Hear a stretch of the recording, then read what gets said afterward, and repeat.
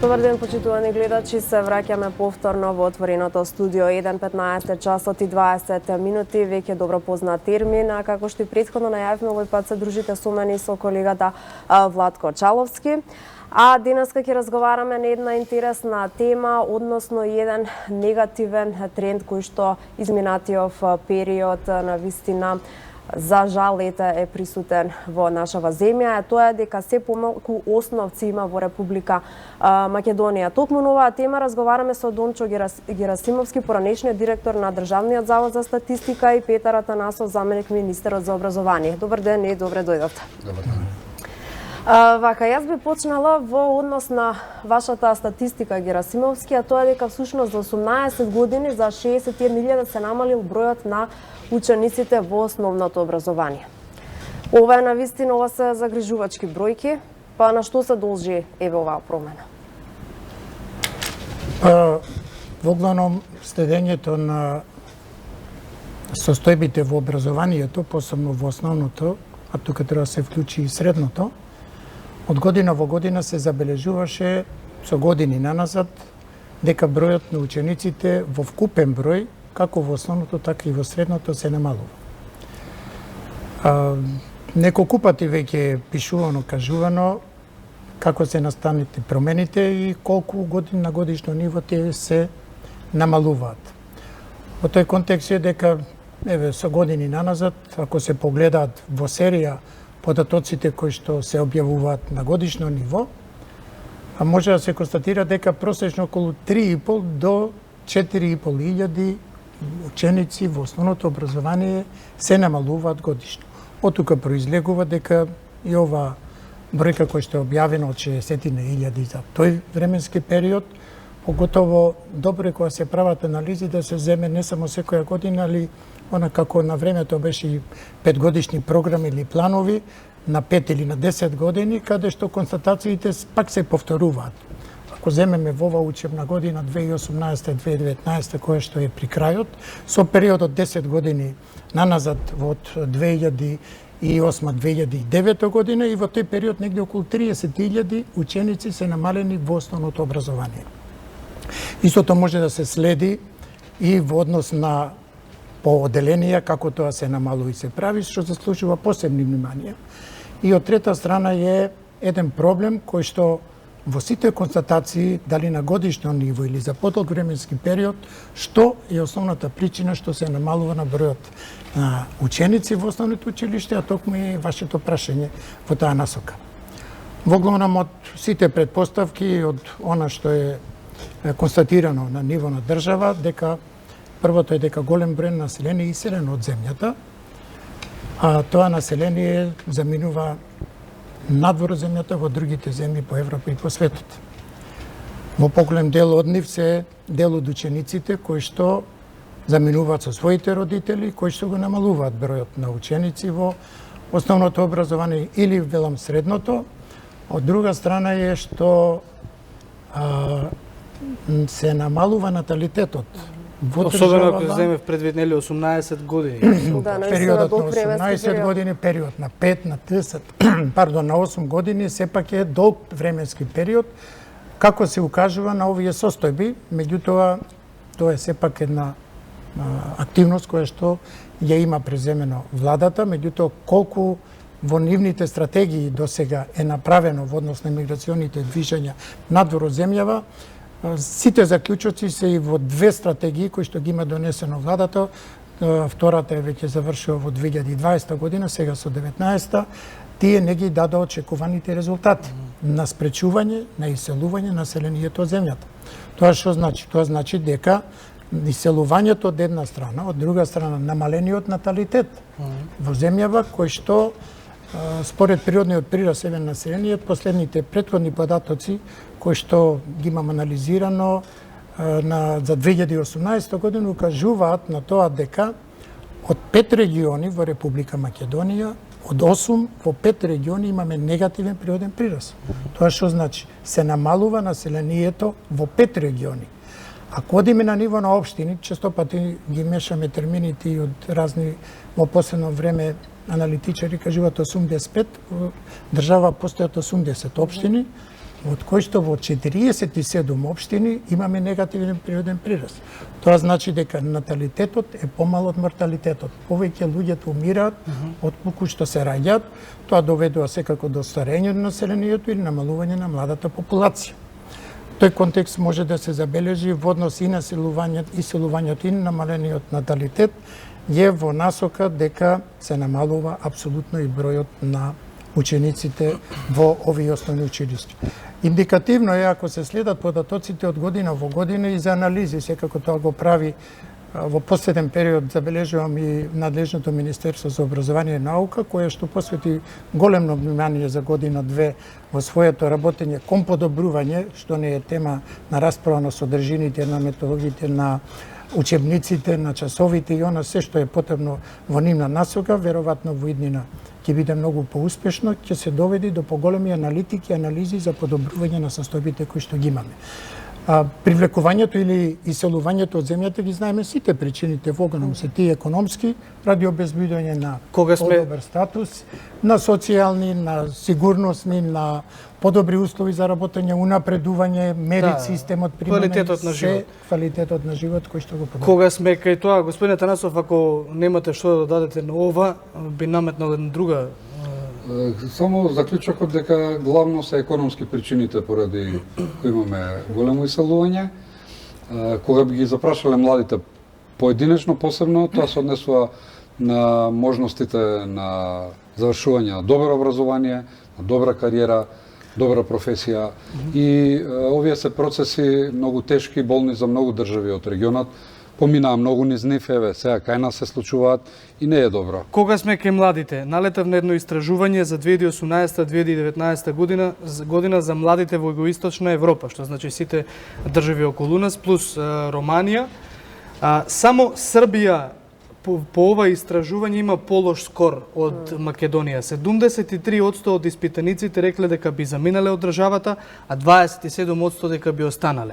И она што ми дојде како фрапантен податок е дека младите во Бугарија и Хрватска имаат позитивни бројки. Зошто во Бугарија има поквалитетен живот? Перцепциите се кај младите различни поради различни фактори. Веројатно во општеството и државите каде што подолго време нема развој, нема подем, нема модернизација, атмосферата е можеби негативна, младите и поради политички причини, по различни социолошки причини, се случува младите да даваат различни одговори, во некои држави се повисоки. Да, Македонија се високи се скоровите на одговор на младите дека најчесто размислуваат за иселување од тука. Еве вие потврдувате дека така во Србија. Во Бугарија и Хрватска зошто е поразлично? Веројатно можеби државите прават напори, се обидуваат да покренат некакви процеси кои би ги задржале младите. И можеби бидејќи се во Европската унија. Па веројатно да. Иако Хрватска во овој момент страшен бран на иселување владее во Хрватска овие 3-4 години, каде што наставниците од образовниот процес се иселуваат и одат во Германија, во други европски држави, каде што за 2-3 пати им се повисоки платите. Значи луѓе со добри кариери, од образовен систем одат и работат во неколку држави каде што се многу повисоки примањата. Различни се факторите, но државата мора да прави напори за отворање на нови работни места, подобрување на процесите, подобро образование е една од причините што младите често ја наведуваат. Многу работи треба да се прават за да се спречи овој. Иако за волја на вистината овде кога гостувале млади луѓе кои што сме разговарале токму на овие теми, некои од нив велат дека и поради самата модернизација, иако е тоа мала бројка на луѓе, Европа и светот им звучат попривлечни во нивниот модерен нов живот. Убаво да се патува, убаво младите луѓе да прошетаат, но не е убаво да го напуштат овој простор за секојаш. Но одлуките на секој семејство, на секој млад човек се индивидуални. Секој сам мора да одлучи каде ќе живее, што ќе учи, како ќе се развива семејството. Исто спомна дека мојот соговорник дека има и причини дали колку семејството бројката ќе биде на едно семејство. Тоа се одлуки кои секој семејство сам си ги носи. Некои држави имаат култура на многу детност, некои не. Некои се прилагодуваат на економските прилики. Се поскапо или чинат трошоците на на воспитување деца, на школување деца. Тоа се трошоци кои секој семејство го погодуваат, но долгорочно е планирањето. Убаво е кога во едно општество ќе се стабилизираат процесите, кога немаме бурни политички настани, и убаво е кога може да се планираат и семејните одлуки за колкаво семејство ќе биде, каде ќе живее, со што ќе се бават децата, изборот на училиштето, на школата, на факултетот и дали се можностите за развој поголеми. Често младите не забележуваат дека имаат слаб избор овде во однос на школувањето и во однос на првото вработување, каде што се фрапантни бројките дека над 50% од младите на одредена возраст не може да дојдат ни до своето прво работно место. И тоа се бројки кои треба да не загрижуваат, треба да планираме и треба да ги подобруваме тие процеси. Така, јас исто така би се навратила во однос на статистиката, господин Герасимовски, а тоа е дека всушност имаше една навистина интересна, да спомнам, контрадикторност која што ја забележав, тоа е дека се повеќе се намалува бројот на ученици кои што се запишуваат во основното и средното образование, но наспроти тоа расте бројката на наставници. А сепак писменоста кај основците и кај средношколците е на навистина ниско ниво. Точно така. Јас во моите анализи и констатации, врз основа на серија на податоци со години наназад, општата констатација е дека од година во година се зголемува бројот на паралелки, се зголемува број на наставници, опаѓа бројот на ученици и опаѓа број на основни училишта. Овие бројки до некаде од она што ги превзема сега надлежното Министерство за образование и наука ги прифаќам како такви и се за поздравување.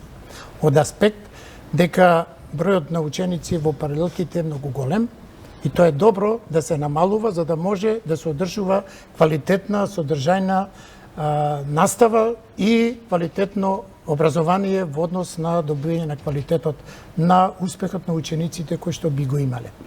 Меѓутоа, не забележував дека толку, поготово во изминативе 10 години, има некои нови содржини или пак нови предмети на воведување за да има енормно за мене зголемување на број на наставници.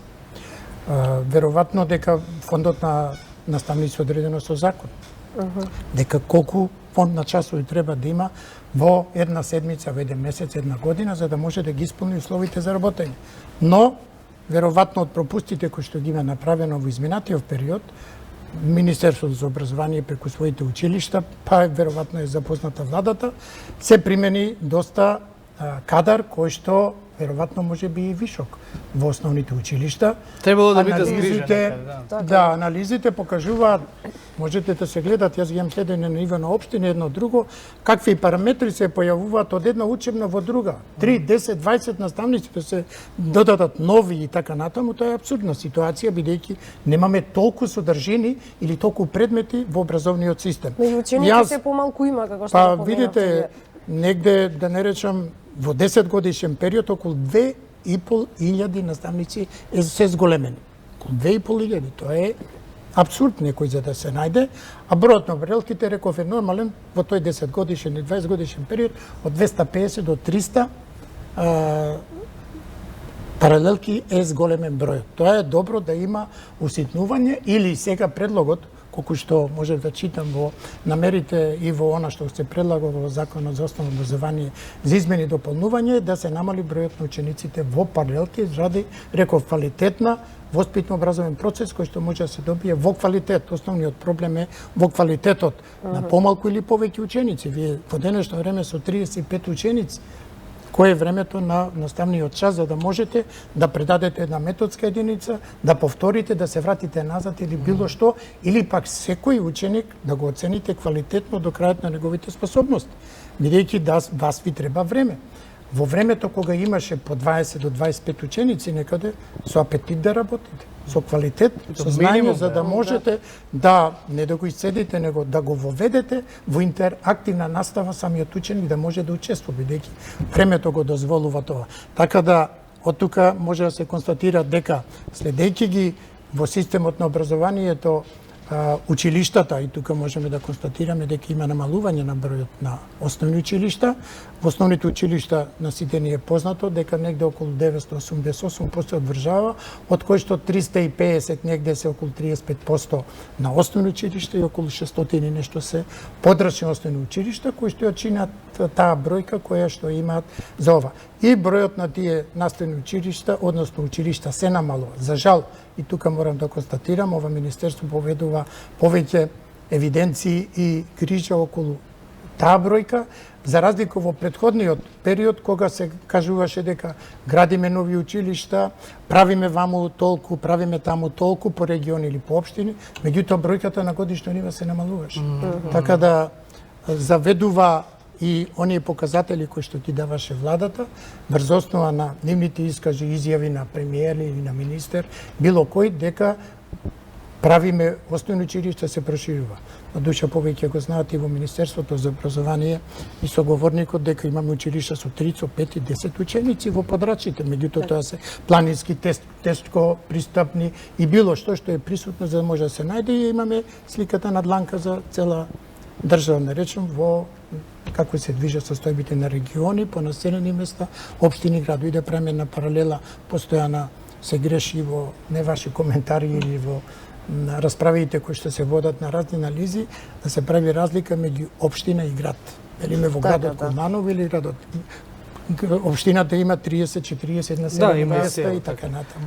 Така и ова е на ниво на региони и општини кои што го говориме. Ако ја поставивме дилемата, односно анализата за тоа зошто има толку намален број на основци, тогаш би требало да дадеме и нели своевидно решение барем за тоа како овие луѓе да останат во Македонија. Еве вие, господин Атанасов, можеби од аспект на што е оно што образованието сега го има променето, ако претходно перцепцијата била дека надвор од Македонија повеќе ќе се научи. Се обидуваме овие 2-3 години, 2 години веќе со владините политики, најпрвин да го вративме мирот во образовниот систем, затоа што процесите кои претходната влада ги правеше не доведува до тоа да бидат на мирен начин спроведувани и законите, но и проектите кои ги ставија наставниците во ќош. Сега се наставниците на слобода, ако може така да кажеме, можат слободно да ги реализираат своите програми и даваме шанса на добрите наставници да дадат повеќе од себе, да можат децата многу поквалитетно да ги усвојуваат тие наставни содржини што се подготвени. Добрите наставници знаат, нивното искуство говори како треба да се работи со децата. Што значи поквалитетно образование? Тоа значи дека децата треба да излезат со повеќе знаења, повеќе вештини од школските клупи, но и да се мотивираат, затоа што во образовниот систем мора и да се воспитаат, мора да им се даде нешто дополнително, но драстичните реформи докажаа дека не можете преку ног да им ги сменете програмите, не можете преку ног да направите правила кои наставниците ќе им го нарушат образовниот ден или како да кажам, со години наставниците се бавеа со бирократија, со администрација, а не со воспитување и со образование. Сега мислам дека тоа е променето. Се надевам дека во нареднава година ќе имаме шанси малку похрабро да одиме со измените, особено во основното образование, затоа што навистина во образовниот систем имаме луѓе кои го сакаат образованието и го прават. Она што можам да кажам, она што беше досега потенцирано, дека навистина и нашите анализи, и странските анализи покажуваат дека со години се намалува бројот на ученици, а се зголема бројот на наставници. Во овој момент имаме 15.000 наставници во основното и во средното образование со полно работно време. Но имаме уште 10.000 наставници со скратено работно време или со работно време со непотполн фонд на часови, а тоа значи часови со 4, 6, 8, 10, 12.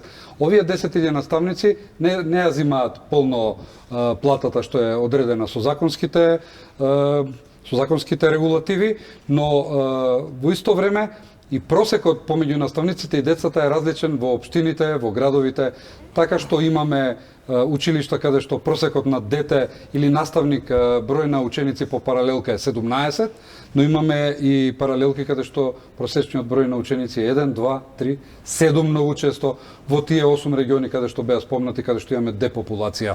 И тој сооднос мора да се балансира, но вложувањето во наставниците е најважно. Мотивацијата на наставниците, начинот на кој децата се воспитуваат, но и она што им се предлага. Ќе мораме похрабро да одиме со намален број на ученици во паралелка, тоа ќе го понуди новиот закон за основно образование, каде што лимитот ќе биде некаде на 25-28, но ќе мора и да го намалиме бројот на предметите. Не може во основно образование 8-9 оделенија да имаме по 13, 14, 15 предмети. Но за сметка на тоа, повелете. Да, ќе го задржете се, ја мислам да ќе го искористам само моментот, ако смеам лично барем како свој дојам. Да, има премногу материјал кој што се натрупува, па оттаму можеби образованието наместо да биде водилка за развивање, фали поттикот на размислувањето кај младите. Да. Повеќе обврски. Фали начинот на кој се учи во светот се промени. Ако во еден период од 100-150 години се учеше екс катедра, наставник, слушатели, сега децата сакаат повеќе. Интеракција. Дневно доаѓаат во контакт со илјадници информации, гледаат како е во светот, гледаат што учат нивните другарчиња во модерни современи држави. И сега начинот и филозофијата на учење треба да е како децата да учат, како да им помогнеме да селектираат информации, како да им помогнеме кои се квалитетни информации, како да им дозволиме да учат тоа што ги интересира. Да не биде тоа учење наметнато од програмите кои некој така ги зацртал. Ние отворивме како држава еден процес во 2004-2005 година со законот за децентрализација, каде што на општините и на училиштата им е дадено простор и сами да инвестираат и иновираат во своите програми. Но досега наставниците и училиштата не беа храбри тоа да го прават. Сега ќе го храбриме за дел од своите програми на она што е специфика за општината и на регионот, тоа да учат. И со самата промена на начинот на кој се учи, очекуваме и повеќе резултати, но не само во насока на повеќе петки, туку во насока на повеќе размислување, повеќе комуникација, повеќе интеракција. Наставниците мора многу повеќе да им дадат на учениците. Тоа е мој став и како професор и како заменик министер. Наставниците мора да работат повеќе со децата. Например, освен оној основен курикулум што е поставен во прво, второ и трето година оделение сега на 6 предмети, да секој месец се обработува една тема, како што е во современите образовни системи.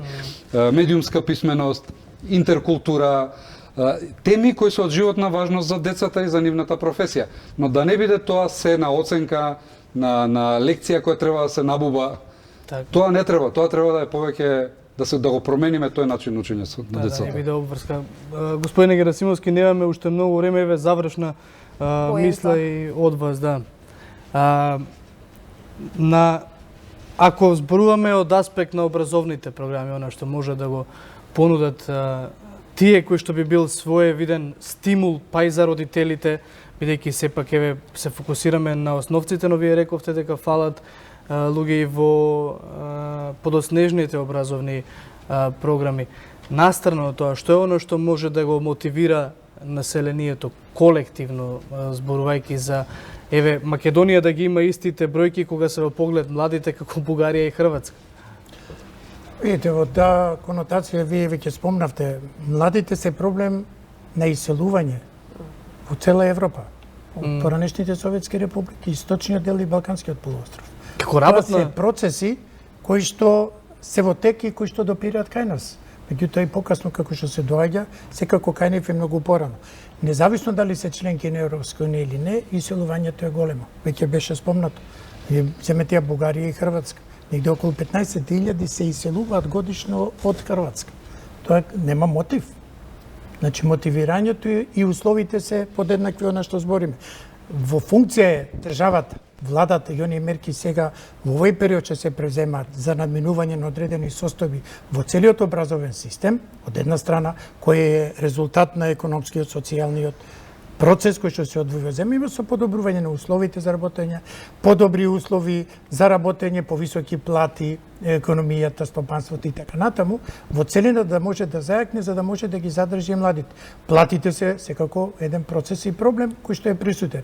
Од тука произлегува секако и кај младите кои што се во образовен процес, кој што за нив ќе знаете ќе биде еден стимул дека се наоѓаат во едно средено образование, во едно квалитетно образование, кој што ќе одговара на пазарот на трудот, на условите и потребите во стопанството, каде што ќе има добра заработувачка, каде ќе има добар социјален економски статус, каде ќе имат опстанок во државата, за да може истите да бидат присутни во државата, да не одат надвор.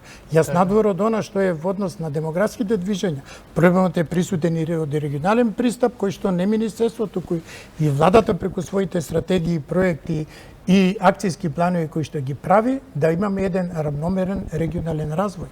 И реков јас 3 региони се во држава кои што имаат само позитивен природен прираст. И ако тоа го погледа на карта, тоа е во еден период кај што го има во еден дел од државава, или пак ако погледнете во колку општини имаме такви демографски појави. Зато имаме ние во овој контекст еден депопулација на земјава, каде што претежно во источниот, Вадарскиот и југоисточниот регион имаме страшно намалување на населението, поготово на младото. За да тоа го повторне деселувањето, младото население што заминува надвор, не само образование, никако како пазар на трудот, како работна сила. Кои што не се фокусирани во тие годишно просечно околу 5000 деца се раѓаат надвор од земјава. Тоа е бројка на 20.000 во земјава, 1/4. Така да, тоа значи дека тоа население кој што заминува, тоа е во процеси прашањето дали ќе се враќа назад или не. Но постојното, со сите овие мерки и активности се прават стратегии, планови, акцијски и така натаму, се прави напор да се појачаат сите системи во државата, каде што институциите ќе функционират како треба, каде што стопанството, односно фирмите, објектите ќе работат онака како што треба, за да може да се обезбеди опстанок на населението во земјата. И тие мерки, мислам дека не идат секако за 5 месеци или 10 за година.